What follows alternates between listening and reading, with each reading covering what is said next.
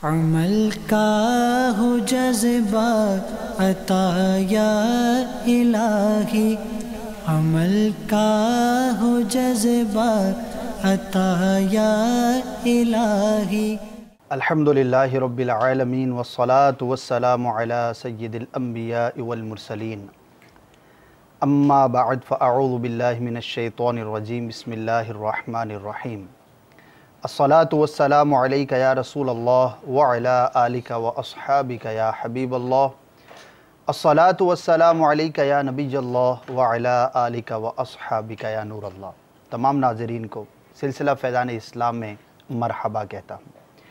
انشاءاللہ عز و جل آج کے اس سلسلے میں بھی ہم اسلام کی ایک بہت ہی پیاری خوبی اور ایک مسلمان کے لیے اہم ترین شے وہ ہے نیکی، اس کی حقیقت کیا ہے، اس سے متعلق ہم نے گزشتہ سلسلے میں بھی آپ کے سوال جواب کو شامل کیا تھا۔ اچھی نیتوں کے ساتھ ہمارے ساتھ شامل رہیے، انشاءاللہ عز و جل بہت کچھ سیکھنے کا موقع ملے گا۔ مفتی صاحب الحمدللہ ہمارے ساتھ ہوتے ہیں اس سلسلے میں۔ آج بھی ہم آپ کے سوالات کو مفتی صاحب کی طرف بڑھائیں گے اور اس کے جوابات لینے کی کوشش کریں گے۔ پیارے آقا مکی مدنی مصطفیٰ صلی اللہ تعالی علیہ وآلہ وسلم کا فرمان جنت نشان ہے، جس کا مفہوم کچھ یوں ہے کہ جو شخص روزانہ مجھ پر 1000 بار درود پڑھے گا مرے گا نہیں جب تک کہ جنت میں اپنی جگہ نہ دیکھ لے، اپنا مقام نہ دیکھ لے۔ کیا ہی خوب فضیلت ہے، کیا ہی خوب برکت ہے، اور اس کے ضمن میں بہت ساری چیزیں ہمیں سمجھ میں آتی ہیں کہ جو جنت میں اپنا مقام دیکھے گا انشاءاللہ عز و جل اس کا خاتمہ ایمان پر ہوگا، اللہ تبارک و تعالیٰ کی بخشش اور مغفرت میں سے ضرور وہ حصہ پائے گا۔ نیت کر لیجئے کہ انشاءاللہ عز و جل کثرت کے ساتھ ہم درود پاک پڑھنے کی اپنی عادت بنائیں گے۔ کچھ گزشتہ سلسلے کے بارے میں مختصراً عرض کرتا چلوں۔ ہم نے یہ سوالات مفتی صاحب سے کیے تھے، نیکی کیا ہے، اسلام میں نیکی کا کیا تصور ہے، اسی طرح نیک آدمی کا کیا تصور ہے، ہم کس کو نیک سمجھ سکتے ہیں، شریعت مطہرہ کے مطابق نیک شخص کا کیا معیار ہے، اسی طرح سب سے بڑی نیکی کیا ہے، زیادہ سے زیادہ نیکیاں کمانے کا کیا کیا طریقہ ہو سکتا ہے، اگر کوئی شخص چاہتا ہے کہ کم وقت کے اندر زیادہ نیکیاں کمائے تو وہ کیسے کما سکتا ہے۔ اسی طرح ہم نے یہ بھی سوال کیا تھا کہ جس طرح گناہوں میں چھوٹے بڑے کی تقسیم ہے، کیا نیکیوں میں بھی اس طرح کی تقسیم ہے، اور اس سے متعلقہ کچھ آپ کی کالز کو بھی شامل کیا تھا۔ آج انشاءاللہ عز و جل اسی موضوع کو آگے لے کر بڑھیں گے، تو آئیے بڑھتے ہیں آپ کے سوالات کی جانب اور باقاعدہ طور پر مفتی صاحب سے انشاءاللہ آپ کے سوالات کے جوابات لینے کی کوشش کریں گے۔ جی کال سنا دیجیے۔ السلام علیکم۔ وعلیکم السلام ورحمۃ اللہ وبرکاتہ۔ جناب میں ڈاکٹر اقبال بات کر رہا ہوں۔ اگر یہ نماز کے اینڈ ٹائم پہ وضو کے لیے یا اس سے پہلے ہی کوئی شرعی مسئلہ آ جائے جس کی وجہ سے جماعت مس ہو جائے، اس کے بعد بھی اگر مسجد میں جا کے نماز پڑھی جائے تو کیا جماعت کا ثواب ملے گا؟ سلسلے میں جو عذر ہو گیا ہے کہ مسجد تو چند قدموں کے فاصلے پہ ہے، جی تو اس کی پھر کیا معافی ہے؟ انشاءاللہ عز و جل آپ کا سوال جو ہے وہ لکھ لیا گیا ہے، انشاءاللہ مفتی صاحب سے اس کا جواب حاصل کریں گے۔ جی ایک اور کال دے دیجیے۔ السلام علیکم ورحمۃ اللہ وبرکاتہ۔ وعلیکم السلام ورحمۃ اللہ وبرکاتہ۔ حضرت میرا سوال ہے، یہ پیری اور مریدی کیا چیز ہوتی ہے؟ کیا اس سے بھی ہمیں نیکیاں ملتی ہیں؟ یہ ہمیں آخرت میں کس طریقے سے ملے گی؟ سبحان اللہ، بڑا ہی اہم سوال ہے۔ پیری مریدی کا کیا تصور ہے، اور کیا یہ بھی ایک نیکی اور آخرت میں ثواب کا باعث ہے؟ انشاءاللہ اس کا بھی جواب لیں گے۔ ایک اور کال دے دیجیے۔ السلام علیکم ورحمۃ اللہ وبرکاتہ۔ وعلیکم السلام ورحمۃ اللہ وبرکاتہ۔ محمد یونس ستاری اسلام آباد سے پوچھنا یہ ہے کہ نفلی روزہ رکھنے کے لیے جو اس کا ثواب کیا ہے، اور اگر یہ روزہ پورا نہ کر پائیں تو اگر توڑ دیا بیچ میں تو اس کا کفارہ یا جرمانہ ہوگا؟ برائے مہربانی اس پہ فول عطا فرما دیں۔ السلام علیکم ورحمۃ اللہ۔ وعلیکم السلام ورحمۃ اللہ وبرکاتہ۔ نفلی روزے سے متعلق جی مفتی صاحب 3 سوالات ہیں ہمارے پاس۔ سب سے پہلا جو ہے وہ جماعت سے متعلق تھا، کیا فرمائیں؟ بسم اللہ الرحمن الرحیم۔ سوال ان کا یہ تھا کہ جماعت کے لیے جانے کا ارادہ تھا لیکن کوئی عذر پیش آ گیا جس کی وجہ سے جماعت میں شرکت نہ کر سکے، تو اس کا ثواب ملے گا یا نہیں ملے گا؟ جی اس میں کئی پہلوؤں کے اعتبار سے جو ہے وہ یعنی کچھ چیزیں غور طلب ہیں. جی جیسے یہ ہے کہ جماعت کے لیے اس کا شرکت کرنا جو ہے وہ لگتا ہو کہ یہ واقعی جماعت میں شرکت کے لیے جا رہا ہے. صحیح. مثال کے طور پہ ایک آدمی کی مسجد ہے اس کے گھر سے 10 منٹ کے فاصلے پر, جی, اور جماعت مثال کے طور پہ ہے 5:30 پر, عصر کی نماز ہے 5:30 پہ. جی, اب اگر یہ اپنے گھر سے ہی 5:30 پہ نکل رہا ہے, صحیح, اور اس نے پہنچنا 10 منٹ کے اندر, اس کو پتہ کہ 10 منٹ کا راستہ ہے, تو اب اس کا لازمی مطلب یہ ہے کہ یہ پہنچے گا تب جب اس کی جماعت نکل چکے گی. ٹھیک ہے. تو اس کا مطلب یہ ہوا کہ اس کا جماعت کا جو حقیقی ارادہ ہونا چاہیے تھا کہ اس کے مطابق کوشش بھی کی ہوتی, وہ اس کی نہیں پائی گئی. تو ایسی صورت کے اندر تو جماعت کا ثواب نہیں ملے گا. صحیح. دوسری صورت یہ ہوتی ہے کہ بعض اوقات واقعی کو ایسا عذر پیش آ جاتا ہے, جیسے ہمارے ہاں کئی مرتبہ ایسا ہوتا ہے کہ مثال کے طور پہ جماعت سے 3 منٹ پہلے گھر سے نکلے, جی, 2 منٹ کے اندر مسجد پہنچ جائیں گے, 1 سے 2 منٹ میں وضو کریں گے اور جماعت کی پہلی رکعت کے اندر شریک ہو جائیں گے. جی, اب جب پہنچے مسجد تو پتہ چلا مسجد میں پانی نہیں ہے, کیونکہ بجلی نہیں ہے. تو اب پانی نہیں ہے تو اب اس کی وجہ سے وضو نہیں کر پائے گا. اب وضو کے لیے اس کو دوبارہ گھر آنا پڑا. تو اب یہ 2 منٹ کا فاصلہ طے کر کے دوبارہ گھر آیا, گھر آ کے وضو کیا, وضو کرنے کے بعد اب وہاں تک پہنچا, تو اب اس کے بعد جو اس کو جماعت بالفرض نہ ملی. جی, یا یہ ہے کہ وہاں مسجد میں پہنچا تو وہاں رش اتنا ہے صحیح, کہ وضو خانے پہ رش تھا اور اس وجہ سے یہ جماعت کے اندر شرکت نہ کر سکا. ٹھیک. تو ایسے اعذار کہ جن کو ہر آدمی سمجھتا ہے کہ اس کی طرف سے کوشش پائی گئی, ٹھیک ہے, اس کی نیت بھی تھی, اس کا ارادہ بھی تھا, اور اس کی طرف سے کوشش بھی پائی گئی. اب اس کے بعد اگر جماعت نکل گئی تو اب اللہ تعالیٰ کی رحمت سے امید ہے کہ اسے جماعت کا ثواب مل جائے گا. اور یہ اسی طور پہ ہے کہ جو فرمایا گیا کہ جس نے نیکی کا ارادہ کیا, جی, تو اسے اس پر وہ نیکی عطا کر دی جاتی ہے. صحیح. اور جب وہ نیکی کرتا ہے تو پھر اسے 10 گنا اجر عطا فرمایا جاتا ہے. سبحان اللہ. لیکن وہ ارادہ ایسا ہونا چاہیے کہ جسے یہ شمار کیا جائے کہ واقعی ارادہ ہے. ٹھیک ہے. گھر سے آدمی نکلے ہی نہ اور بولے کہ میں جماعت میں شرکت کی نیت کرتا ہوں, تو اس کا اعتبار نہیں ہوگا. صحیح. ایک تو یہ صورت. دوسری ایک وہ ہم نے پہلے بھی اس کے بارے میں کلام کیا تھا کہ بعض اوقات ایسا بھی ہوتا ہے کہ اللہ تعالیٰ کی رحمت سے بعض ان اعمال کا ثواب بھی مل جاتا ہے جو آدمی کرتا ہی نہیں. جی, جیسے ایک آدمی جماعت سے نماز پڑھنے کا عادی ہے, لیکن اب سفر کی وجہ سے دوران سفر اسے جماعت سے نماز نہیں ملی, گاڑی چل رہی ہے, جب اس نے اتر کے نماز تو پڑھ لی لیکن جماعت نہیں ملی, یا وہ ایسا مریض ہو گیا کہ اب وہ گھر سے مسجد تک جا نہیں سکتا.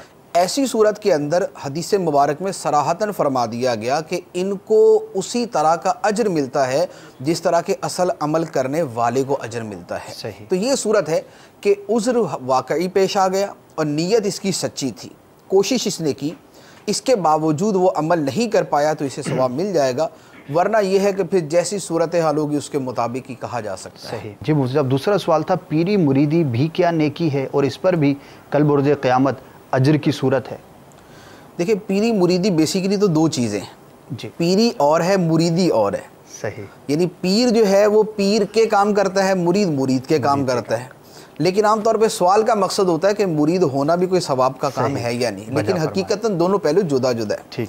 پیری بذات خود بہت بڑی نیکی, کیونکہ پیر ہونے کا مطلب یہ ہوتا ہے لوگوں کی اصلاح کی کوشش کرنا, ماشاءاللہ, اور لوگوں کو ہدایت دینا, روحانی پیشوا ہونا, انہیں نیکی کی راہ دکھانا.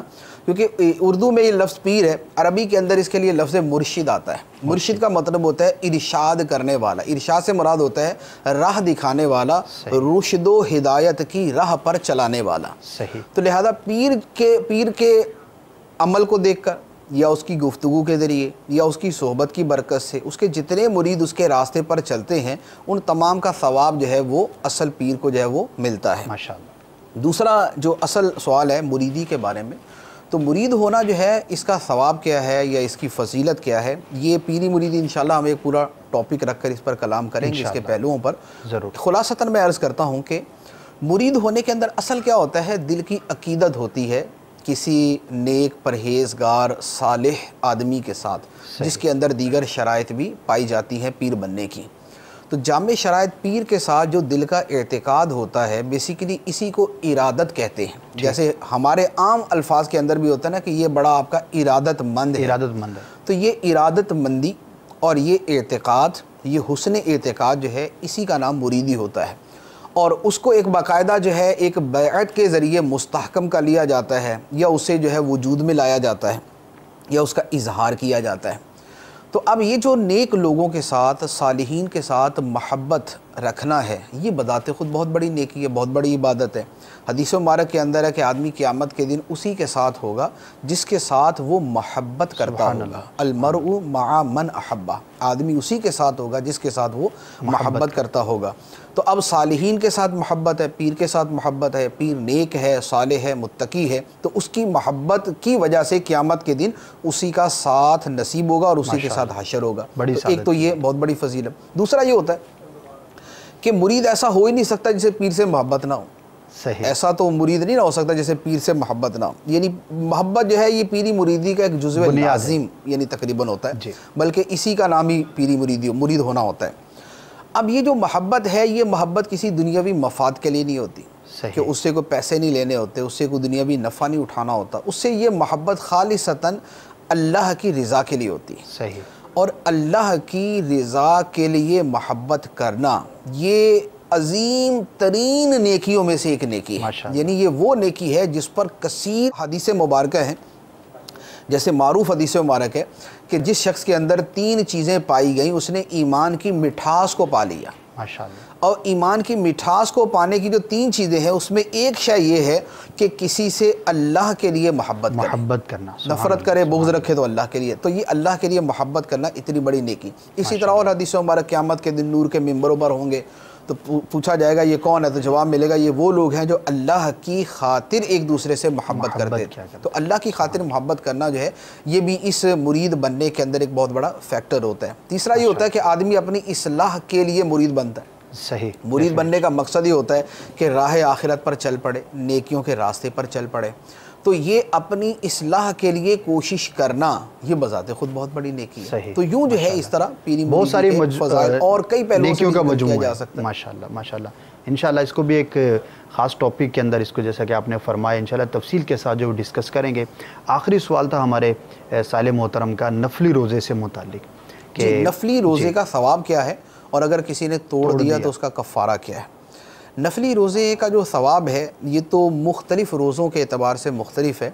جیسے شوال کے 6 روزے ہیں، ان کا ثواب مختلف بیان کیا گیا کہ جس نے رمضان کے روزے رکھے پھر اس کے بعد شوال کے 6 روزے رکھے تو گویا اس نے پورے سال کے روزے رکھے، اور ایک روایت میں کہ پورے دہر کے روزے رکھے، یعنی سارے زمانے کے روزے رکھے۔ تو یہ شوال کے ہیں۔ اسی طرح محرم کی جو 9، 10 یا 10، 11 تاریخ کا روزہ ہے اس کا اپنا ثواب ہے۔ ذوالحجہ کے جو شروع کے 9 دن ہیں ان کا جو ثواب ہے وہ جدا گانا۔ یوم عرفہ کے روزے کا جو ثواب ہے غیر حاجیوں کے لیے وہ بہت زیادہ ہے، اور اسی طرح یہ 15 شعبان کے روزے کے فضائل اور اس طرح کے جو مختلف روزوں کے فضائل ہیں وہ مختلف ہیں۔ فی نفسی ہی یہ ہے کہ روزہ جو ہے یہ اللہ تعالیٰ کی بارگاہ میں بڑی اعلیٰ درجے کی ان عبادتوں میں سے ہے جس کے بارے میں یہ حدیث مبارک میں فرمایا گیا کہ روزہ میرے لیے ہے اور میں ہی اس کی جزا دوں گا، میں ہی اس کی جزا دوں گا۔ تو روزے کے فضائل اپنی جگہ۔ پھر لعلکم تتقون کی جو فضیلت قرآن پاک میں بیان کی گئی ہے تو تقوی جو ہے وہاں آیت میں تو فرض روزے کے بعد بیان کیا گیا، لیکن جو نفس تقوی ہے وہ تو نفلی روزے کے بعد بھی حاصل ہو جاتا ہے۔ ایک آدمی نفلی روزہ رکھے گا تو نفس کے اوپر جو قہر ہے، خواہشات کا دبانا ہے، نفس کے اوپر جو ہے وہ اس کو اپنے قابو میں لانا، یہ ساری چیزیں تو اس کے اندر بھی پائی جاتی ہیں۔ تو فضائل نفلی روزے کے بہت سارے۔ باقی یہ کہ نفلی روزہ کوئی توڑ دے تو کیا حکم ہے؟ جی، تو اس میں یہ ہے کہ نفلی روزہ توڑنے کی صورت میں یہ ہے کہ وہ ایک روزہ ہی بطور قضا کے رکھے گا، یعنی نفلی روزے کا کفارہ اس کی قضا ہے، اس کا کوئی جدا گانا کفارہ نہیں۔ ٹھیک ہے، ماشاءاللہ۔ تو ہمارے تینوں جو سائل محترم تھے الحمدللہ ان کے سوالات کے جوابات ہو گئے۔ مزید کال دے دیجئے۔ السلام علیکم۔ وعلیکم السلام ورحمۃ اللہ وبرکاتہ۔ علامہ صاحب میں آپ سے یہ پوچھنا چاہتا تھا کہ ہم اپنی نیکیوں کو گناہوں سے کس طرح بچائیں؟ السلام علیکم ورحمۃ اللہ وبرکاتہ۔ وعلیکم السلام ورحمۃ اللہ وبرکاتہ۔ مولانا صاحب میرا ایک چھوٹا سا سوال ہے کہ میری فیملی میں میری ایک بہن ہے، اس کی 5 بیٹی ہیں اور 3 بیٹے ہیں۔ بیٹے اس کے چھوٹے ہیں اور دوسرا میرے سسرالی ہیں، میری جو ہے سسر ماں وہ ضعیف ہے، اور 4 بیٹے اس کے ہیں، وہ بے روزگار ہیں، بیٹے بھی 2 شادی شدہ ہیں، ان کے بھی چھوٹے چھوٹے بچے ہیں۔ میرا کس کے اوپر زیادہ حق بنتا ہے کہ اس کو صدقہ خیرات دے سکوں؟ اور دوسرا یہ، اگر میں اپنی بہن کو یا اپنے سسرالیوں کو یا کسی اور کو دیتا ہوں، یہ میرا نیکی میں شمار ہوگا یا نہیں؟ انشاءاللہ ضرور اس کا جواب لیں گے۔ ایک اور کال دے دیجیے۔ السلام علیکم ورحمۃ اللہ وبرکاتہ۔ وعلیکم السلام ورحمۃ اللہ وبرکاتہ۔ بختیار بات کر رہا ہوں اویلیاں کینٹ سے۔ آپ سے یہ سوال ہے کہ کوئی بندہ جو اپنی نیکیوں کی خود ہی تعریف کرے تو یہ کیسا ہے؟ نیکیوں کی خود ہی تعریف کرنا کیسا؟ جی مفتی صاحب، سب سے پہلا سوال اور بڑا اہم سوال ہے، انہوں نے ایک شکہ بیان کیا ہے، جنرلی بھی ارشاد فرمائیے گا کہ ہم اپنے نیک کاموں کو گناہوں سے کیسے بچا سکتے ہیں؟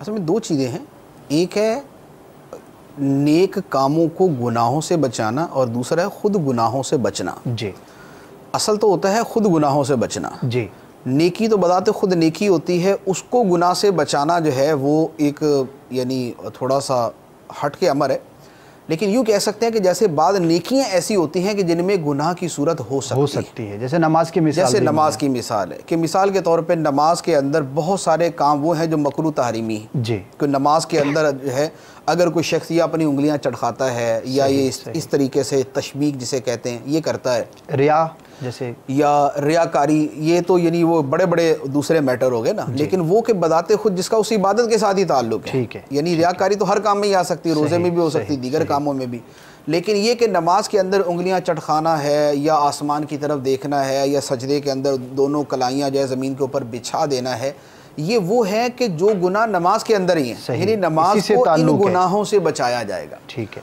تو ہر نیکی کا کام جو ہے اس سے متعلقہ جو گناہ ہیں ان سے بچنے کی صورت تو یہی ہو سکتی ہے کہ آدمی کو اس کی معلومات ہو۔ ٹھیک ہے، جس آدمی کو یہ معلوم ہوگا کہ نماز کے اندر انگلیاں چٹخانا یہ گناہ ہے، مکروہ تحریمی ہے، صحیح، جسے یہ پتہ ہوگا کہ نماز کے اندر نگاہیں آسمان کی طرف اٹھانا یہ مکروہ تحریمی ہے، گناہ ہے، یا سجدے کے اندر اپنی کلائیاں پوری زمین پہ بچھا دینا یہ مکروہ تحریمی ہے، یا اور اس طرح کے جو مکروہات تحریمیہ ہیں جس کو یہ پتہ ہوگا وہ ان سے بچے گا۔ تو لہٰذا کسی بھی نیک عمل میں گناہ سے بچنے کا طریقہ یہ ہے کہ اس نیک عمل کے بارے میں پورا علم حاصل کیا جائے، بے شک اس میں کیا شے جائز ہے کیا ناجائز ہے۔ جیسے طواف ہے، دوران طواف کے اندر بہت سارے کام وہ ہیں جن کو حرام قرار دیا گیا، صحیح، کہ دوران طواف یہ کام حرام ہے، تو دوران سعی یہ کام جائز ہے، حج کے ڈیوریشن کے اندر یہ کام جائز ہیں یہ ناجائز ہیں۔ صحیح، تو اب جس کو یہ پتہ ہوگا وہ ان سے بچے گا، اور جس کو پتہ ہی نہیں ہے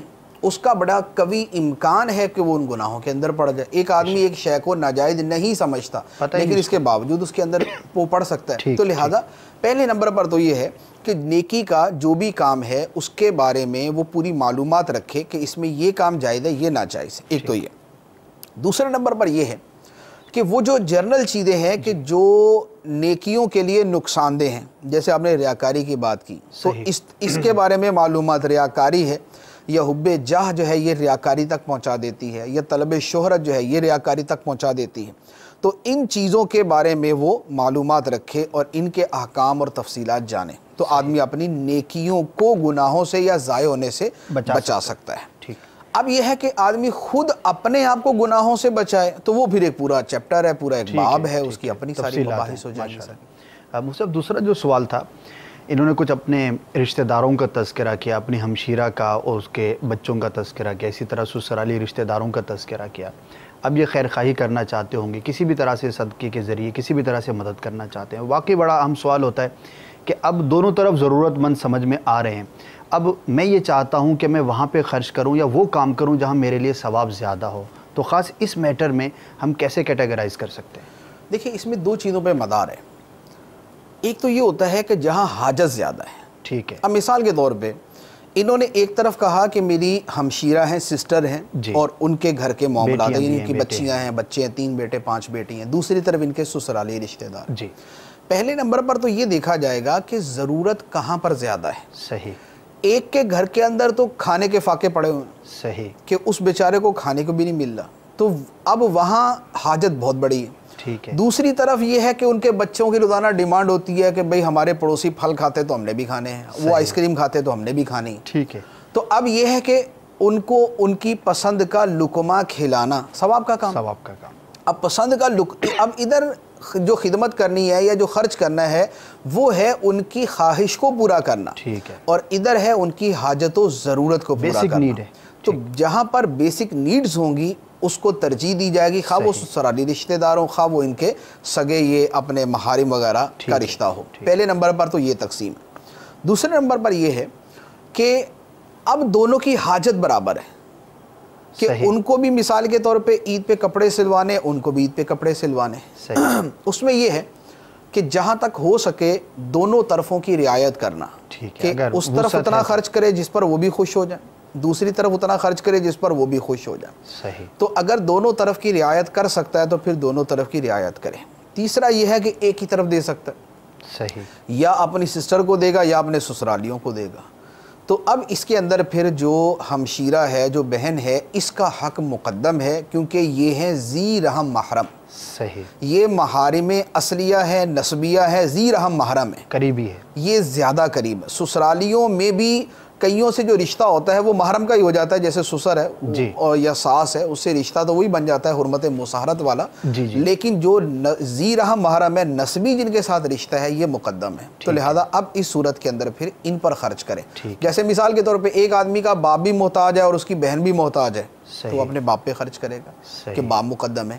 ایک آدمی کی بہن محتاج ہے اور ایک بھتیجی محتاج ہے تو اس کے لیے بہن مقدم ہے. تو جو رشتہ جتنا قریب ہے وہی رشتہ اتنا مقدم ہو جائے گا. ماشاءاللہ, بڑی اچھی بات آپ نے ارشاد فرمائی. اور یہی جو ترتیب اس سے پہلے جو آپ نے 2 سٹیپس بیان کیے, یہ اس کے علاوہ میں بھی ہم سمجھ سکتے ہیں کہ جہاں ضرورت زیادہ ہو. ہاں, یہ ہمیشہ ہی ہوتا ہے. یہ باقاعدہ یہ اس میں کتابوں میں لکھا ہوا ہے. جیسے وقف کرنا ہے کہ جیسے مسجد کے لیے پلاٹ دے دیا, مدرسے کے لیے پلاٹ دے دیا یا پیسے دے دیے, تو اب اس کے بارے میں علماء نے یہ باقاعدہ کلام کیا ہے کہ کون سی چیز پر خرچ کرنے میں زیادہ ثواب ہے. نیکی دونوں ہیں, نیکی دونوں ہے. مسجد پہ بھی دینا ثواب ہے, مدرسے کو بھی دینا ثواب ہے, یتیموں کو دینا بھی ثواب ہے. صحیح. تو بزرگوں نے اس کا یہی جواب لکھا ہے کہ جہاں مسلمانوں کو حاجت زیادہ ہے وہاں خرچ کرنا زیادہ ثواب. بعض اوقات کسی جگہ مسجد اور مدرسہ دونوں موجود ہے لیکن وہاں پانی کا کنواں نہیں ہے. صحیح. لوگ پانی کی وجہ سے انتہائی پریشان ہیں, تو وہاں مسجد مدرسے سے زیادہ ثواب جو ہے وہ پانی کا کنواں کھدوانے کے اوپر.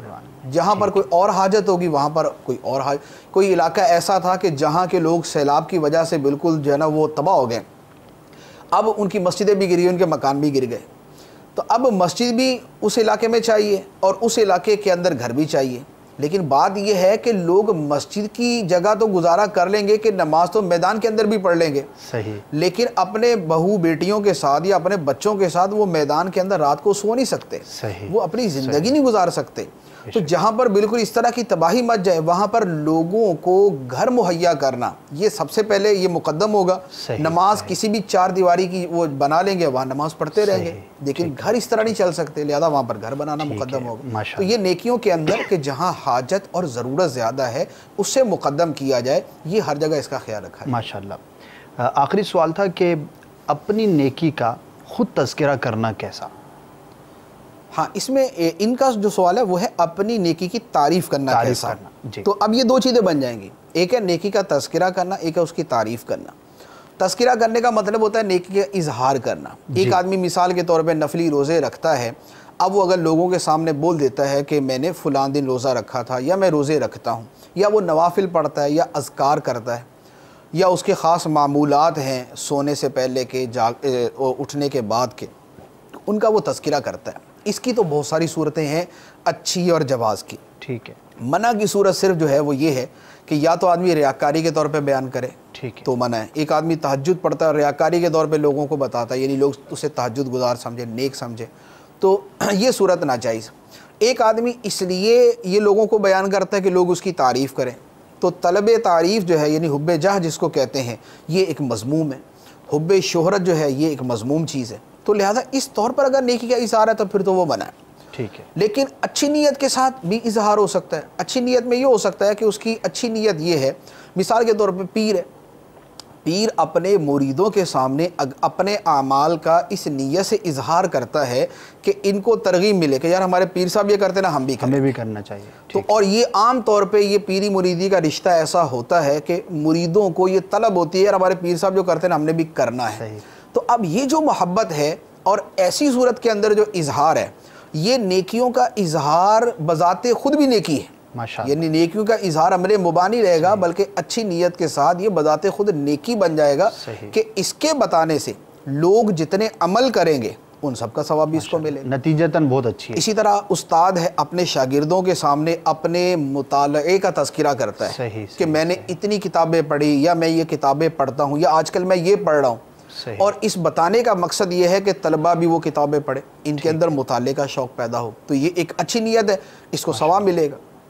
پیر ہے، پیر یا استاد نہیں ہے لیکن کوئی معظم دینی ہے، کوئی بزرگ ہے، صاحب منصب ہے، صاحب منصب ہے کہ جس سے لوگ ویسے محبت کرتے ہیں اور اس کا پتہ چلنے پر لوگ اس کی پیروی کرتے ہیں. جیسے ہم بزرگوں کے واقعات پڑھتے ہیں کہ وہ یہ نیکی کرتے تھے، یہ نیکی کرتے تھے، تو واقعات کا مقصد کیا ہوتا ہے؟ لوگ پیروی کریں. تو اگر کوئی معظم دینی بزرگ جو ہے اگر وہ بھی اپنی نیکیاں اس لیے بیان کرتا ہے کہ لوگ اس کی پیروی کریں تو بڑی اچھی نیت ہے، اس کے اوپر بھی ثواب ملے گا. تو یہ ہے نیکیوں کا اظہار.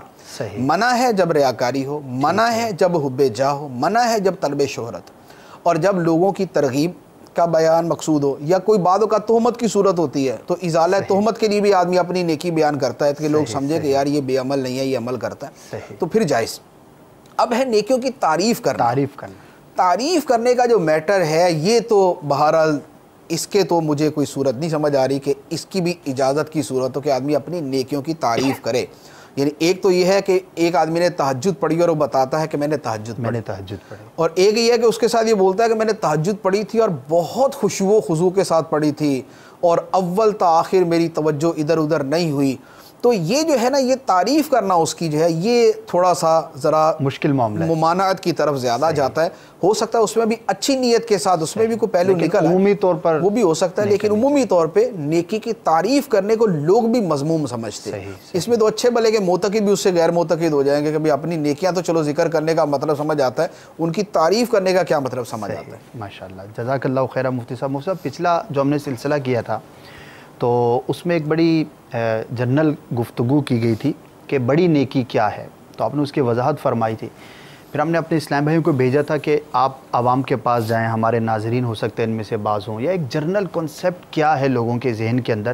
ہماری نیت ہے کہ اس سلسلے میں عام لوگوں کے ذہنوں میں سوالات جو پیدا ہوتے ہیں ان کو بھی ہم شامل کریں. تو ہمارے کچھ اسلام بھی گئے تھے اور مختلف طبقوں سے تعلق رکھنے والے لوگوں سے انہوں نے جا کر پوچھا کہ آپ کسے نیک سمجھتے ہیں اور آپ کے ذہن کے اندر نیکی کے بارے میں کیا کانسیپٹ ہے. تو کچھ ہمارے پاس اس کے تاثرات اور ویڈیوز موجود ہیں، میں چاہوں گا کہ وہ چلا لیں، پھر انشاءاللہ اس کے بعد جو ہے نا آپ سے اس کے بارے میں رہنمائی لیں گے کہ جو ہماری عوام جو یہ کانسیپٹس جو ہے وہ بیان کر رہی ہے تو شرعاً اور اسلام کے اندر اس کی کیا حیثیت ہے. تو جی سنائیے کہ ہمارے جو عوام اسلامی بھائی ہیں وہ نیکی کے بارے میں کیا کہتے ہیں. جی سنائیے.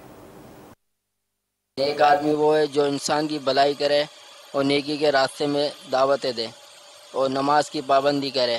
میری نظر میں سب سے نیک آدمی وہ ہے جو اللہ کے بتائے ہوئے راستے پر، نبی پاک صلی اللہ علیہ وسلم کی بتائی ہوئی سنتوں پر اور حقوق العباد پر پورا اترے.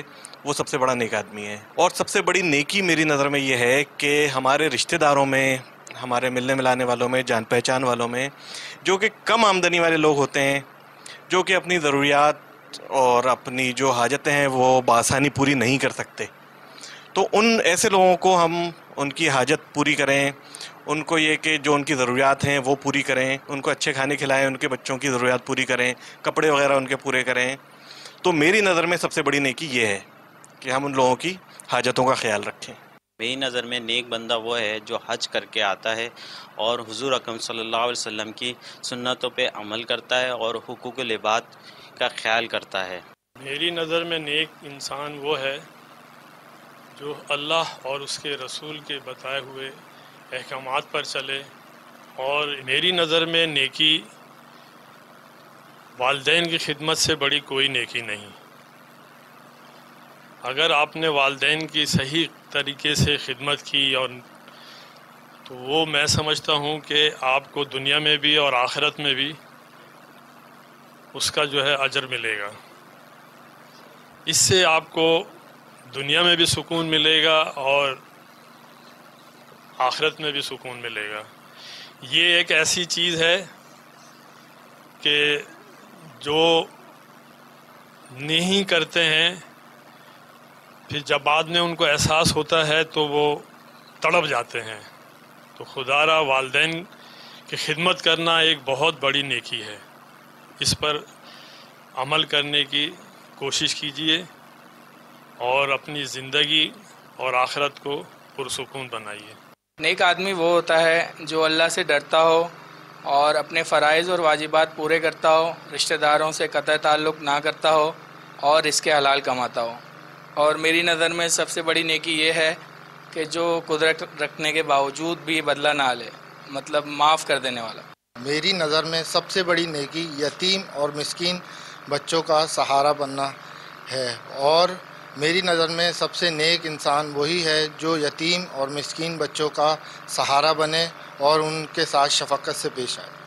میری نظر میں سب سے بڑی نیکی یہ ہے کہ دوسرے مسلمانوں تک نیکی کی دعوت کو عام کرنا.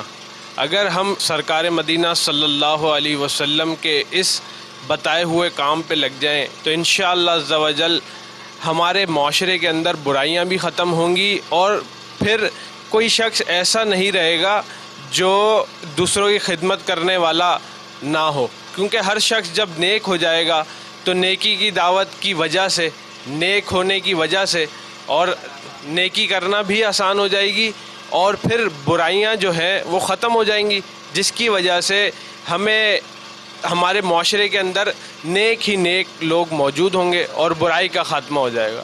اور میری نظر میں سب سے بڑی نیکی یہ ہے کہ نیکی کی دعوت دینا، دوسروں کو برائیوں سے بچانا، اور تاجدار مدینہ صلی اللہ علیہ وسلم کی سنتوں پر عمل کرنا. سب سے بڑی نیکی یہ ہے کہ پہلے ہم اپنے آپ میں اصلاح کی کوشش کریں، پھر اس کے ساتھ دوسروں کو اصلاح کرنے کی تلقین کریں. اس سے یہ ہے کہ ہمارا معاشرہ پرامن اور نبی صلی اللہ علیہ وسلم کی سنتوں پر عمل کرنے والا معاشرہ دے پائے گا. ماشاء اللہ. جو مفتی صاحب نے سنا پبلک ویوز جو ہیں، عوام کیا سوچتی ہے، مختلف چیزوں کو انہوں نے بیان کیا ہے، اور میں جو اس سے سمجھ سکا ہوں کہ زیادہ تر ان نیکیوں کا انہوں نے تذکرہ کیا جس کا تعلق جو ہے وہ لوگوں کے ساتھ ہے، جیسے یتیم کی پرورش، ماں باپ کی خدمت ہے، دوسرے کو نیکی کی دعوت دینا، غریب کی خدمت کرنا. اور اسی کو یعنی اس کانسیپٹ میں زیادہ جو ہے نا لوگوں نے گفتگو کی ہے کہ میرے نزدیک سب سے بڑی نیکی کیا ہے. تو آپ کچھ مدنی پھول ارشاد فرمائیں.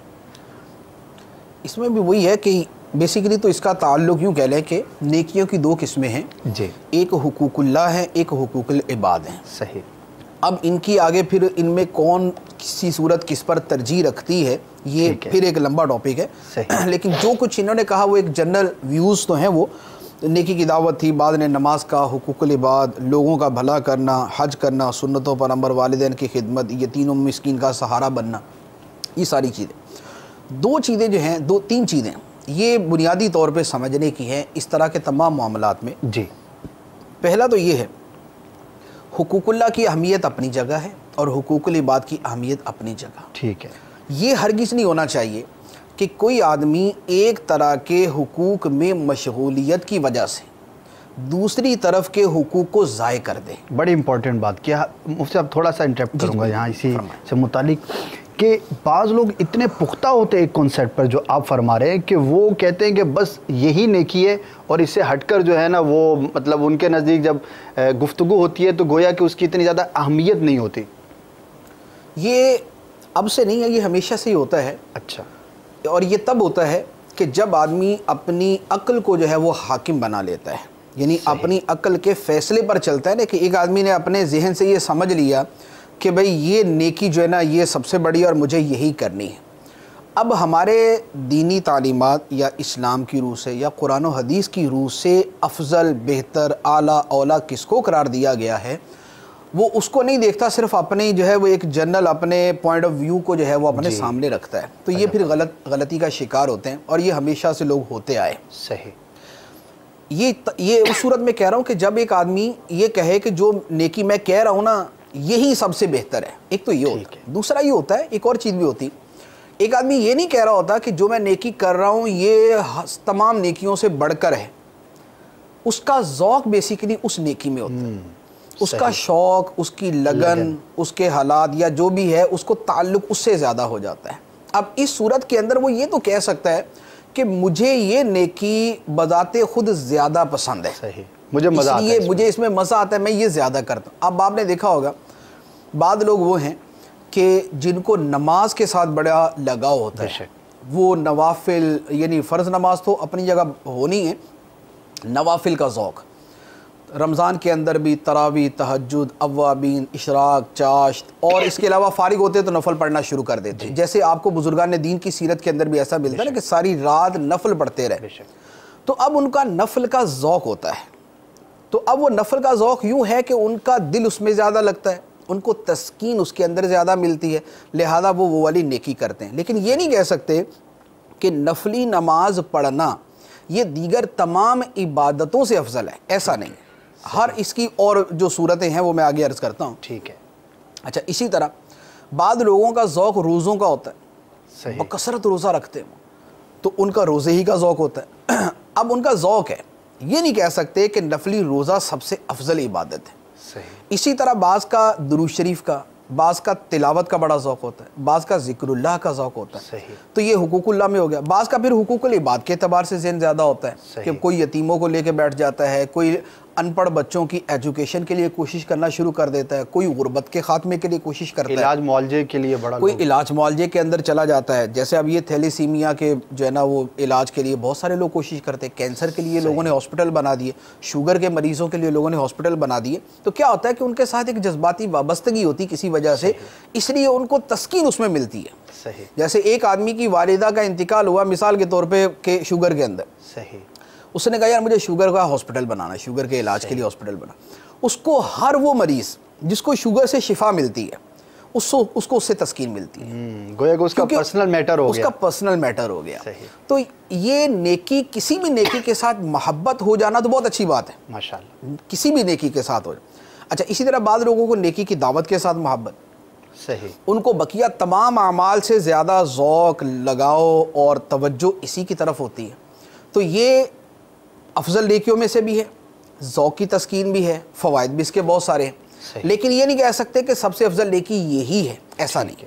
ٹھیک، تو نیکیوں میں جو تقسیم اور درجہ بندی ہے وہ یا تو یہ ہے کہ یا تو حدیث مبارک میں ہی آ گیا کہ سب سے افضل نیکی یہ ہے، پھر یہ ہے، پھر یہ ہے، پھر یہ ہے۔ اگر وہ حدیث مبارکہ میں نیکیوں کی تقسیم آ چکی ہے تو پھر وہی والی نیکیاں اسی ترتیب سے افضل قرار پائیں گی، جبکہ وہ علل اطلاق ان کو افضل قرار دیا گیا۔ بعض کا صورتحال کے پیش نظر بھی کہا جاتا ہے کہ اس کے حق میں افضل نیکی ہے، اس کے حق میں افضل نیکی، اس کے حق میں افضل نیکی ہے۔ ایک بات، دوسری بات یہ کہ نیکیوں میں جو بھی تقسیم کی جائے اس میں ہمیشہ سب سے پہلے یہ پہلو پیش نظر رکھا جائے کہ فرائض و واجبات کے بعد ہی بات کی جائے۔ فرائض و واجبات پر تو بہر صورت عمل کرنا ہے اور وہ افضل ہی افضل ہے، یعنی یہ نہیں کہہ سکتے کہ ایک آدمی تلاوت قرآن کرتا ہے تو وہ فرض نماز پڑھنے والے سے افضل ہے، ایسا نہیں۔ اب ایک آدمی فرض نماز نہ پڑھے اور تلاوت کرے تو گناہ گار ہے، وہ یعنی وہ نماز چھوڑنے کے اوپر گناہ گار ہے۔ تو لہذا جو بھی تقسیم کی جائے کہ میرے نزدیک یہ زیادہ نیکی اچھی ہے یا یہ نیکی اچھی، یہ نیکی اچھی، اس میں سب سے یہ دیکھ لیا جائے کہ وہ فرائض و واجبات پر عمل کے بعد ہے۔ فرائض و واجب، اب فرائض کے اندر بھی تقسیم اپنی جگہ آ جائے گی، لیکن فرائض و واجبات کے بعد نیکی کی بات جتنی بھی گفتگو ہے جہاں پہ چوائس ہے وہ نوافل کے ہے، جہاں پر شریعت لازم ہی کر دے وہاں تو کرنا ہی کرنا، چوائس ہماری چوائس ختم ہوگی نا۔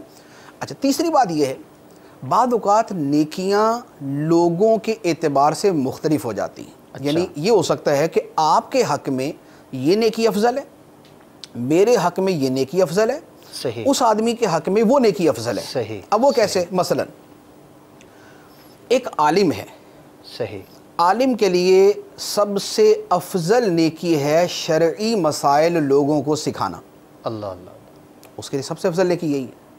اب ایک عالم اگر مسائل سکھانے کے وقت میں نوافل پڑھنا شروع کر دے، لوگ سوال پوچھنے کے لیے بیٹھے ہوئے اور اس کے نفل ہی ختم نہیں ہو رہے، تو اب اس کا یہ کام غیر افضل ہوگا، یعنی اس کا نفل پڑھنا ہے یہ غیر افضل ہوگا، کیونکہ اب اس کے لیے افضل یہ تھا کہ یہ لوگوں کو نفع پہنچائے، ان کو شرعی مسائل بتائے۔ ایک بادشاہ ہے، حکمران ہے، حکمران کے لیے سب سے افضل نیکی ہے لوگوں کے حقوق کو پورا کرنا، جو اس کی ذمہ داریاں وہ مسائل کو حل کرنا، ان کی خدمت کرنا۔ اب ایک اگر حکمران جو ہے وہ ساری رات نوافل پڑھتا رہے، صحیح، تہجد پڑھے، فجر کے بعد وہ ذکر و اذکار میں لگے اور 11 بجے تک وہ یہی کرتا رہے اور اس کے بعد سو جائے، عوام بیچاری ظلم کا شکار ہے، عوام بھوکی مر رہی ہے، عوام پریشان ہے، مسائل کا شکار ہے، لیکن یہ نفلی عبادت میں لگا ہوا۔ تو اب یہ نفلی عبادت کرنا غلط نہیں ہے اس کا، لیکن اس کے لیے افضل یہ تھا کہ یہ لوگوں کو ان کے حقوق دلاتا، یہ اپنی رعایا کا خیال کرتا۔ ایک جج ہے، قاضی ہے، ماشاءاللہ، وہ قاضی صاحب جو ہے اگر لوگوں میں عدل و انصاف کرنے کی بجائے تسبیح لے کے بیٹھ جائیں اور تسبیح پھیرے جا رہے ہیں وہ اور کاؤنٹنگ کیے جا رہے ہیں وہ، تو اس کو یہ کہا جائے گا کہ اس کے لیے افضل ہے لوگوں کو عدل و انصاف فراہم کرنا، جو اس کا منصب ہے، تو لہذا نیکیاں جو ہے وہ افراد کے اعتبار سے مختلف ہو جاتی ہیں۔ ٹھیک ہے، ایک آدمی کے ماں باپ ہی نہیں ہیں تو اس کے لیے ماں باپ کی خدمت والے احکام ختم ہو گئے، اس کے لیے دوسری چیزیں نیکیاں ہوں گی۔ لیکن ایک آدمی کے بوڑھے ماں باپ ہیں اور وہ محتاج ہیں اس کی خدمت کے، اب اس کے لیے بقیہ بہت ساری نیکیوں سے افضل یہ ہو جائے گا کہ یہ ماں باپ کی خدمت کرے۔ اچھا، پھر یہ بھی ہوتا ہے ایک آدمی کو قدرت نہیں ہے ایک نیکی کے کام پہ، دوسرے کو قدرت حاصل ہے۔ مثال کے طور پہ ایک آدمی ایسا ہے جو اپنے ذاتی جیب سے بھی پیسے خرچ کر سکتا ہے اور اپنی پرسنالٹی کی بیس پر لوگوں سے فنڈ جمع کر کے وہ غریبوں، یتیموں، بیواؤں، محتاجوں اور مسکینوں کے لیے کوئی اچھا کام کر سکتا ہے، صحیح، ان کو رہائشیں فراہم کر سکتا ہے، یا بچیوں کی شادیوں پر جہیز وغیرہ کا اخراجات اٹھا سکتا ہے، ان کی شادیوں کا خرچہ کر سکتا ہے، یا وہ بیماروں کا علاج کے لیے کوئی اچھا ادارہ بنا سکتا ہے۔ اب اس کے لیے افضل یہی کام ہے بجائے اس کے کہ وہ کسی دوسرے اور کاموں کے اندر اپنا پیسہ خرچ کرے۔ تو لہذا یہ افراد کے اعتبار سے مختلف ہو جاتا ہے۔ اچھا، پھر ایک اور پہلو بھی ہوتا ہے، بعض اوقات کیا ہوتا ہے کہ ایک نیکی میں سارے ہی لگ جاتے ہیں، اور ایک نیکی کا دوسرا پہلو ہوتا ہے کہ جو آہستہ آہستہ نیچے جا رہا ہوتا ہے، بالکل مغلوب ہو گیا، بالکل مغلوب ہو جاتا ہے۔ یہ ہمارے معاشرے میں بہت ساری چیزیں ہوتی ہیں کہ ایک نیکی ایک زمانے میں جناب لوگوں پہ ایسے سوار ہوئی کہ انہوں نے بہت ساری دوسری چیزوں کو فراموش کرنا شروع کر دیا۔ اب وہ نیکی جو فراموش ہو رہی ہے اس کو زندہ کرنا یہ بذات خود بہت بڑی نیکی ہے۔ سبحان اللہ، جیسے حدیث میں مانا گیا نا کہ جس نے میری مردہ سنت کو زندہ کیا اس کے لیے 100 شہیدوں کا ثواب ہے۔ سنتیں تو ساری تھی، لیکن اس کی فضیلت لیکن اس آدمی کے لیے اس ایک سنت پر عمل کرنا کہ اس کا عمل اصل میں اس کے احیاء کا ذریعہ بننا شروع ہو جائے گا۔ تو اب بقیہ وہ بھی سنتیں تھیں، یہ بھی سنت، لیکن چونکہ یہ ختم ہو چکی تھی اور اس نے اس کو ریوائیو کر دیا، دوبارہ زندہ کر دیا، اس کو 100 شہیدوں کا ثواب ملا۔ تو نیکی ایک ہی طرح کی ہے کہ سنت پہ عمل ہے، لیکن یہاں پر اس کی نوعیت کچھ مختلف ہوگی کہ وہ مٹتی جا رہی ہے، مٹنے کی وجہ سے اب اس کو زندہ کرنا جو ہے یہ ایک بہت بڑی نیکی بن گئی۔ اب اس میں ایک بڑی خوبصورت بات ہے، ہمارے اس زمانے کے اندر آپ یقین کیجئے جتنی نیکیوں کی قسمیں دعوت اسلامی کے ذریعے زندہ ہوئی ہیں یہ آپ کو دنیا کے اندر کہیں نہیں ملے گا۔ ماشاءاللہ، امامے کی سنت کو آپ دیکھ لیں، یہ مسواک کی سنت کو آپ دیکھ لیں، نیکی کی دعوت دینا، برائی سے منع کرنا، اس کی آپ سنت کو دیکھ لیں، اور نیکیوں کے کاموں کو دیکھ لیں، داڑھی شریف کو آپ دیکھ لیں، ایون کہ یہ مسجدوں کی تعمیرات کا کام جو ہے یہ ٹھنڈا پڑتا جا رہا تھا، مدارس کے اندر طلبہ کی تعداد کم ہوتی جا رہی تھی، کتابیں چھاپنے والے مکتبے کم ہو رہے تھے، لوگوں کا کتابوں کا مطالعہ کرنے کا ذوق شوق جو ہے وہ ختم ہوتا جا رہا تھا۔ لیکن اب نئے سرے سے ایک قوم پیدا ہوگی پوری، ماشاءاللہ ایک نئے سرے سے ایک قوم پیدا ہو گئی ہے جن کے اندر نمازوں کا ذوق بھی ہے، مسجدیں بنانے کا ذوق بھی ہے، مدرسے بنانے کی طرف بھی وہ آ گئے، نیکی کی دعوت کے اندر بھی وہ مشغول ہو گئے، اب وہ پڑوسیوں کے حقوق بھی ادا کر رہے ہیں، اب وہ ماں باپ کی خدمت بھی کر رہے ہیں، اب وہ دیگر نیکیوں کے اندر بھی مشغول ہو گئے۔ تو یہ الحمدللہ ایک یعنی ہمارے آنکھوں کے سامنے ایک خوش کن منظر ہے کہ جسے ہم خود ایکسپیرینس کر رہے ہیں اور جسے ہم خود دیکھ رہے ہیں کہ دعوت اسلامی کے ذریعے اتنی نیکیاں جو ہے آئے دن ایسا ہوتا ہے کہ کوئی نئی نیکی کا کام جو ہے تحریک چل رہی ہے جس کی طرف توجہ، جیسے اب یہ نیتوں والی بات جو ہم نے پچھلے سلسلے کے اندر کی تھی، میں نے اس دن بھی عرض کیا تھا کہ نیتوں کا میٹر دین کے اہم ترین کاموں میں سے، یعنی جس پر علماء نے یہاں تک لکھا تھا کہ نیت والی حدیث جو ہے اگر دین 4 حدیثوں پر مبنی ہو تو ایک حدیث اس میں نیت والی ہوگی کہ اعمال کا دار و مدار نیتوں پر ہے۔ اتنا بڑا میٹر بالکل تقریباً وہ کل عدم ہوتا جا رہا تھا، اب نئے سرے سے اس کے اندر ایک ریوائیول آیا، اب نئے سرے سے اس کے اندر ایک جان پیدا ہوئی ہے، اب لوگوں کا ذہن بننا شروع ہوا، تو اب یہ نیکی جو ہے نا وہ عام ہونا شروع ہو گئی۔ اعتکاف کرنا، اعتکاف کرنا آپ کو یاد ہے، آپ اگر تھوڑا سا اپنے بچپن کو یاد کریں، مسجدوں میں کتنے لوگ اعتکاف بیٹھتے تھے؟ بالکل صحیح فرمائے. مجھے خود یاد ہے ہمارے محلے میں مسجد تھی اور آباد محلہ تھا، بالکل آباد محلہ. تو رمضان کا مہینہ آتا تھا تو یہ ٹینشن ہو جاتی تھی اہل محلہ کو، یار اعتکاف کس کو بٹھانا ہے. باقاعدہ مشورہ گفتگو کی جاتی تھی، گفتگو ہوتی تھی، منتیں کرتے تھے. کوئی بندہ تو تیار کرو کہ جس کو اعتکاف بٹھایا جا سکے. تو پھر جو جیسا تیسا بھی ہاتھ آتا تھا کوئی بزرگ، اس کو اٹھا کے اعتکاف بٹھا دیتے. اب آپ دیکھیں ذرا، اللہ اللہ، اب مسجدیں کم پڑ گئی ہیں اور اعتکاف والے لڑتے ہوئے واپس جا رہے ہوتے ہیں کہ ہمارے لیے کیوں جگہ نہیں، ہمارے لیے جگہ کیوں نہیں. یہ ریوائول آپ دیکھیں کتنا بڑا ہے. اور اسی طرح یہ میڈیا کی جو دنیا ہے، صحیح، تو میڈیا کی دنیا خیر سے شروع ہو تو یہ کم ہی ہوتا ہے، اس کی ابتدائی کسی اور کام سے ہوتی ہے. لیکن اسی کے اندر جو ہے یہ مدنی چینل ہے کہ جس کا 100% جو ہے وہ دینی بنیادوں کے اوپر اسلامی احکام کے مطابق بغیر میوزک کے اور بغیر بے پردگی کے یہ چل رہا ہے اور پوری دنیا کے اندر دین کا پیغام پہنچا رہا ہے. تو یہ ایک نیکی، اس ٹائپ کی جو نیکیاں ہیں کہ جو نیکیاں ختم ہوتی جا رہی ہوں اور ان کو زندہ کیا جائے، یہ بذات خود ایک بہت بڑا کام ہے، بہت عظمت والی ایک نیکی ہے یہ. ماشاءاللہ مفتی صاحب بڑی تفصیل سے آپ نے اور بڑے ہی پیارے مدنی پھول ارشاد فرمائے. واقعی بہت سارے لوگوں کا جو سوچنے کا انداز ہے اس کو صحیح رہنمائی ملی ہوگی. مفتی صاحب آپ جب گفتگو فرما رہے تھے تو میرے ذہن میں یہ سوال آ رہا تھا کہ یہ ساری چیزیں ہیں، یوں پریفرنس ہے، فرد کے اعتبار سے ہے، زمانے کے اعتبار سے ہے، ضرورت کے اعتبار سے ہے، فرض و واجب جو ہے وہ تو درجہ ہے. اب نفل کے اندر ایک شخص چاہتا ہے کہ میں اپنا ذوق کیسے بناؤں اور میں کیسے اس چیز پر جو ہے میرا پختگی آئے اور میرا ذہن درست راہ پر گامزن ہو، میں کیسے جو ہے وہ اپنی اعلیٰ ترین نیکی میرے لیے کیا ہے. اگر کوئی ایک فرد واحد یہ سوچنا چاہے تو وہ کیسے اس کو حاصل کر سکتا ہے؟ آپ کیا مشورہ دیں گے؟ مثال میں چاہتا ہوں کہ فرض اور واجب کے بعد میرے سامنے بہت ساری چیزیں کر سکتا ہوں جو کہ نفل کی حد تک ہے. اب میں اپنی راہ کو کیسے متعین کروں؟ اور یہی ہمارا نتیجہ ہوگا کہ جو ہم نے بیان کیا اب اس پر عمل کرنا ہے. ہمارے ناظرین نے نیتیں کرنی ہے کہ مجھے اب اس جو آپ نے تفصیل بیان کی اس کے مطابق مجھے اپنی ایک راہ متعین کرنی ہے. اس کے لیے آپ کیا مشورہ دیں گے؟ آپ کو تو میں بہت سارے مشورے دے سکتا ہوں.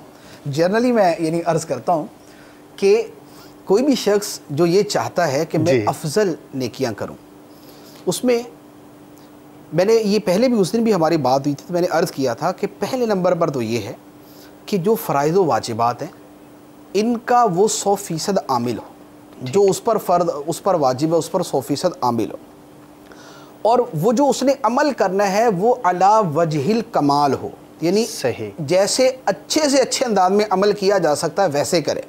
مثلا نماز پڑھنی، اب نماز پڑھنے میں اچھے سے اچھا طریقہ کیا ہے؟ اس کے لیے جو ایک اجمالی لفظ ہے وہ ہے اقامت صلاۃ. تھوڑا سا اس کو مزید ان ڈیٹیل کریں تو اس کے لیے لفظ آئے گا ظاہری باطنی آداب کے ساتھ. اب اس کو مزید آپ ڈیٹیل میں لے جائیں تو اس کے اندر یہ آ جائے گا کہ نماز با جماعت پڑھی جائے، صف اول میں پڑھی جائے، تکبیر اولیٰ کے ساتھ پڑھی جائے، خشوع و خضوع کے ساتھ پڑھی جائے، مکروہات کے ارتکاب سے بچتے ہوئے پڑھی جائے، سنن و مستحبات کی رعایت کرتے ہوئے پڑھی جائے، پوری توجہ نماز کے اندر ہونی چاہیے. اب اس کو میں درجہ بدرجہ میں آپ کو بتا سکتا ہوں کہ وہ یوں کرے. تو جو بھی عمل کرنا ہے، رمضان کا روزہ آیا، اب رمضان کا روزہ یہ بھی ہو سکتا ہے کہ آپ سحری کریں، نماز پڑھیں اور سو جائیں اور زور کے آخری وقت میں اٹھ جائیں. اس کے بعد زور پڑے، اثر پڑے اور افطاری کرے، اللہ خیر صلی اللہ. اور یہ بھی ہو سکتا ہے کہ آپ جو ہے وہ رمضان اپنے روزے کی حالت میں زیادہ سے زیادہ نیکیاں کریں، بھوک کو زیادہ محسوس کرنے کی کوشش کریں تاکہ نفس کے اوپر زیادہ وہ مشقت والی گزرے، تو اب یہ اس کی افضل صورت ہو جائے گی. اسی طرح زکوٰۃ میں، حج کے اندر، سارے کاموں میں ہو سکتا ہے. ہر نیکی کے اندر اس کو علی وجہ الکمال کیا جائے. علی وجہ الکمال کرنے کا طریقہ یہ ہوتا ہے کہ اسے جس قدر ہو سکے سنت کے مطابق کیا جائے. جو عمل سنت کے جتنا مطابق ہوگا وہ اتنا افضل ہوگا، اتنا اعلیٰ ہوگا، اتنا کامل ہوگا، اتنا ہی اللہ تعالیٰ کی بارگاہ میں مقبول ہوگا. ایک یہ. دوسرا، میں نے پچھلی مرتبہ بھی عرض کیا تھا کہ اپنے عمل میں جتنی زیادہ نیتیں ہو سکے وہ کرے. تو اب جتنی نیتیں کرنے کا وہ ہر عمل میں ہو سکتی ہیں. تیسرا ایک اور پہلو بھی ہے، وہ بھی اس کے اندر بہت زیادہ جو ہے نا وہ عمل دخل رکھتا ہے. وہ یہ ہے کہ آدمی میں مجموعی طور پر نیکی کا شوق ہونا چاہیے. ایک بہت بڑا ذریعہ زیادہ نیکیاں کمانے کا اور پختگی کے ساتھ اور استقامت کے ساتھ کرنے کا یہ ہوتا ہے کہ اس کے اندر ایک بیسک جذبہ پیدا ہو جائے. ورنہ کیا ہوگا, ہر عمل کے لیے نا اس کو نئے اسباب چاہیے, اس کو نئی ترغیب و تحریص چاہیے, اس کو نئے سرے سے اس کے فضائل سمجھا کے بیان کر کے اس کا ذہن اس کی طرف مائل کر کے اس کو کروانا پڑے گا. جبکہ اس کی جگہ اگر اس کے دل کے اندر یہ جذبہ, یہ رغبت, یہ شوق, یہ محبت موجود ہے کہ مجھے بہر صورت نیکی کر کے اللہ تعالیٰ کو راضی کرنا ہے, صحیح, جب یہ جذبہ ہوگا اب کیا ہوگا, اب اس کے سامنے صرف اتنی بات آئے گی کہ نبی کریم علیہ الصلوۃ والسلام سونے سے پہلے یہ دعائیں پڑھتے تھے. صحیح. فضیلت کیا ہے اس کو ابھی فضیلت کا پتہ نہیں چلے گا, اس کو یہ ہوگا یار یہ سنت ہے, یہ نیکی ہے, مجھے یہ کرنی. صحیح. اب اس کو ہر نیکی کے لیے صرف اتنا معلوم ہونا کافی ہے کہ یہ نیکی ہے. اس کے فضائل اس کو نہ بھی پتہ چلے تب بھی وہ اس کے اوپر عمل کرے گا. تو نیکی کا شوق پیدا ہونا یہ بنیادی ترین چیز ہوتی ہے جو آدمی کو استقامت بھی دیتی ہے, پختگی بھی دیتی ہے, اور نیکی کو کامل طریقے سے کرنے کا جو ہے نا وہ اس کو سمجھا بھی دیتی ہے کہ نیکی کس طرح کامل طریقے سے کی جا سکتی ہے. ماشاءاللہ ماشاءاللہ, اللہ تعالیٰ آپ کو برکت عطا فرمائے. بہت پیاری مدنی پھول ہم نے جو ہے وہ سننے کی سعادت حاصل کی. مفتی صاحب ایک سوال میں یہاں پہ شامل کرنا چاہوں گا کہ ایک شخص ہے جو نیکیاں بھی کرتا ہے اور گناہ بھی کرتا ہے. اب دونوں ہی معاملات ہیں, کبھی نیکیاں زیادہ کر لیتے ہیں, کبھی گناہ زیادہ کر لیتے ہیں, لیکن دونوں پہلو اس کی زندگی میں پائے جاتے ہیں. تو ایسے شخص کے بارے میں آپ کیا فرمائیں گے؟ دیکھیں, نیکیاں اور گناہ دونوں کا پایا جانا تو تقریباً اکثر و بیشتر مسلمانوں کے اندر ہے یہ بات. صحیح. گناہوں سے معصوم انبیاء کرام علیہم الصلوۃ والسلام یا فرشتے ہیں, اور بہت سارے اکابر اولیاء کرام ہیں جن کی اللہ تعالیٰ حفاظت فرماتا ہے کہ وہ گناہ نہیں کرتے. لیکن اس سے ہٹ کر جو عام لوگوں کا معاملہ ہے وہ ہمارے عوام یا خواص تقریباً سبھی آ جاتے ہیں. اس میں یہی ہے کہ نیکیاں بھی ہیں, گناہ بھی ہیں.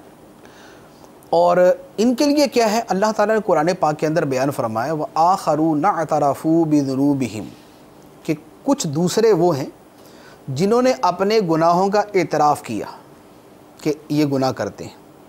ان کے بارے میں اللہ تعالیٰ فرماتا ہے کہ خَلَطُوا عَمَلًا صَالِحًا وَآخَرَ سَيِّئًا, انہوں نے اچھے عمل اور برے عمل کو مکس کر دیا, صحیح, آپس میں ملا دیا. اب جنہوں نے اچھے برے عمل دونوں کو ملا دیا, لیکن اس کے ساتھ کیا ہے کہ اعتراف ہے کہ ہم سے گناہ ہوئے ہیں, ہم سے یہ خطا ہوئے ہیں, تو فرمایا کہ عَسَى اللَّهُ أَن يَتُوبَ عَلَيْهِمْ, قریب ہے کہ اللہ تعالیٰ ان کی توبہ قبول فرما لے. تو جہاں پر نیکیاں اور گناہ دونوں چل رہے ہیں, آدمی کی حتی الامکان تو یہی کوشش ہونی چاہیے کہ وہ گناہوں سے بچے.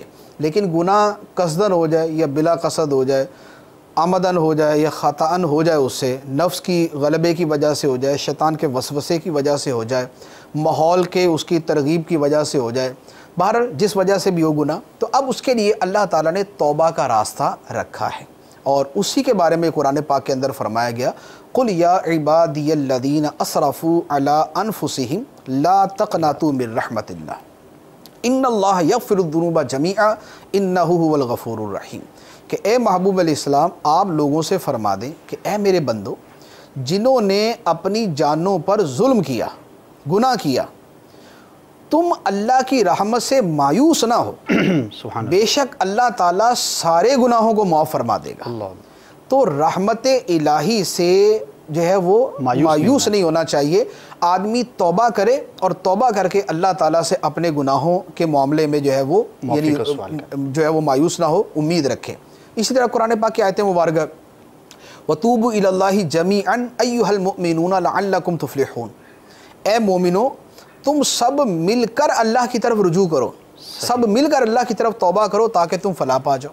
ماشاءاللہ. اسی طرح اور بیسیوں آیات مبارکہ اس مفہوم کی ہیں. تو بیسیکلی جو نیک اور گناہ دونوں کاموں کو آپس میں ملا دیتے ہیں, ان کے لیے پہلا تو وہی ہے کہ کیا ان کے لیے ابھی وہ وقت نہیں آیا کہ ان کے دل اللہ کی یاد کے لیے جھک جائیں. کوشش تو وہ کوشش بہر صورت گناہوں سے بچنے ہی کی ہونی چاہیے. لیکن گناہ ہو جائے تو پھر اللہ تعالیٰ نے توبہ کا راستہ رکھا ہے. توبہ آدمی کرتا ہے تو پھر وہی ہے کہ التائب من الذنب کمن لا ذنب لہ, کہ گناہ سے توبہ کرنے والا ایسا جیسا اس نے گناہ کیا ہی نہیں. لیکن پھر آگے تفصیل وہی ہے کہ گناہ سے توبہ کا مطلب ہوتا کیا ہے. یعنی توبہ کا مطلب یہ نہیں کہ آدمی مستقل بنیادوں پر گناہ کر بھی رہا ہو اور اس کے ساتھ روزانہ رات کو بیٹھ کے تھوڑی دیر توبہ بھی کر لے. صحیح صحیح. تو گناہ کا چھوڑنا, آئندہ بچنے کا پختہ ارادہ کرنا, یہ ساری چیزیں پھر توبہ کے اندر اس کے لازمی اجزاء میں سے ہے۔ صحیح، ماشاءاللہ۔ اللہ تبارک و تعالیٰ جو کچھ سنا اس پر عمل کرنے کی توفیق عطا فرمائے۔ ہمارے سلسلے کا وقت ختم ہوا، لیکن مدنی چینل آپ کے ساتھ رہے گا۔ مدنی چینل دیکھتے رہیے، دین و دنیا کی بھلائیاں حاصل کرنے کا سامان کرتے رہیے۔ آمین بجاہ النبی الامین صلی اللہ تعالی علیہ وسلم۔ صلو علی الحبیب صلی اللہ تعالی۔ عمل کا ہو جذبہ عطا یا الہی، عمل کا ہو جذبہ عطا یا الہی۔